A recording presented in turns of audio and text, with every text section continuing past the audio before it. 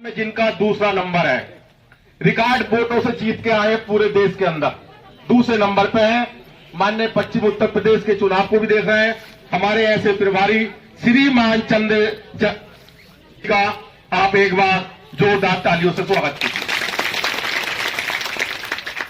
माननीय भाटिया जी से मेरा निवेदन है कि इस अवसर पर माननीय राजीव भारत माता की वंदे। जो ये मंच संचालन कर रहे हैं ना भाई साहब, इनकी जुबान फिसल रही है।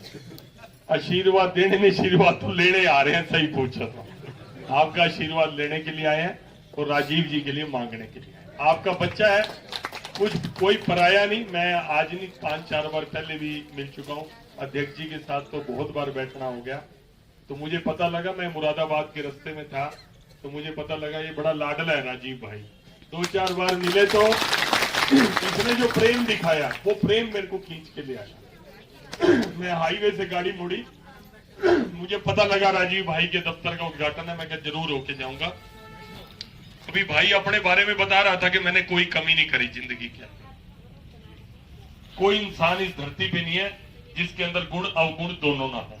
गुण तो होते हैं, अवगुण भी होते हैं। कोई ना कोई जीवन में कमी भी रही होगी, किसी के मन में भी होगी। यहाँ बैठे हुए एक आधा कोई जरूर भाई होगा लेकिन शर्म लिहाज में नहीं कह रहा होगा, लेकिन मैं कहता हूं अगर कमी भी रही हो उस कमी को भी नजरअंदाज करते हुए ये बच्चा लायक है। इस बात की मैं देता हूं। अगर कोई नहीं भी हो, कई बार क्या होता है आदमी जा रहा होता है, मैं भी आया, मेरे को यहाँ भाई साहब ने भी नमस्ते करी, सत श्री अकाल करी, हो सकता है मेरी नजर ना पड़ी हो, तो आदमी के मन को महसूस होता है कि यार आज संजय भाटिया सांसद हो गया, इतना बड़ा हो गया, हमारी नमस्ते भी नहीं ली। तो कई बार अनजाने में भी गलती हो जाती है। लेकिन मैं एक बात कहूंगा, दिल का अच्छा है, नेक इंसान है, कभी भी इससे कमी रही हो उस कमी को नजरअंदाज करना, क्योंकि ये चुनाव केवल भारतीय जनता पार्टी का नहीं है, केवल ये चुनाव राजीव तरारा का नहीं है। राजीव तरारा का होता तो भी मैं मान लेता चल यार कभी बने कभी नहीं बने, कभी बन गए, ये चलता रहता है, जिंदगी है। बीजेपी भी कभी बनी नहीं बनी, चलता है। ये जो चुनाव है, ये जो इलेक्शन है, ये किसी और का नहीं, ये हमारे और का चुनाव नहीं है। मैं आज पिछले 4-4.5 महीने से वेस्टर्न यूपी में मैं कोई ऐसा क्षेत्र नहीं जहां ना गया हूं, ना घूमा हूं, संगठन के हर काम के अंदर मैं गया।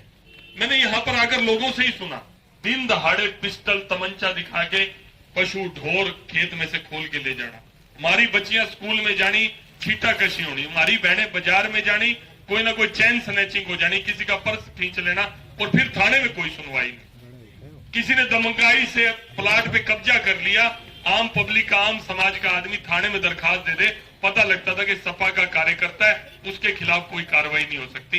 ये बुरे हाल थे। ये गुंडा राज को खत्म किया, इस गुंडा राज को खत्म करा।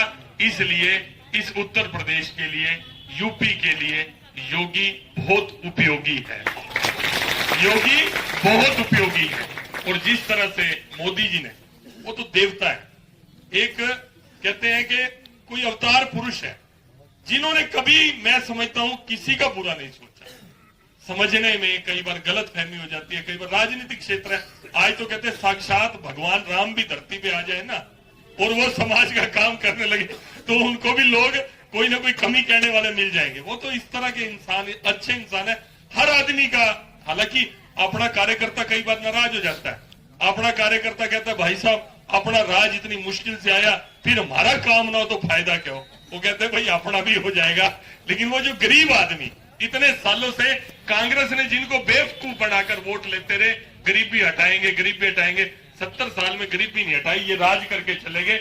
इनके पैसे दुनिया जहान के बैंकों में पहुंच गए, लेकिन हिंदुस्तान में गरीब आदमी की गरीबी दूर नहीं हुई। लेकिन मोदी जी ने गरीब आदमी की चिंता पहले करी, उनका चाहे आयुष्मान कार्ड इलाज के लिए बनाया हो, चाहे आवास योजना में उनका मकान बनाया हो, चाहे घर में चूल्हा जलाते थे, गैस सिलेंडर पहुंचाया, कुछ भी कोशिश करी हो।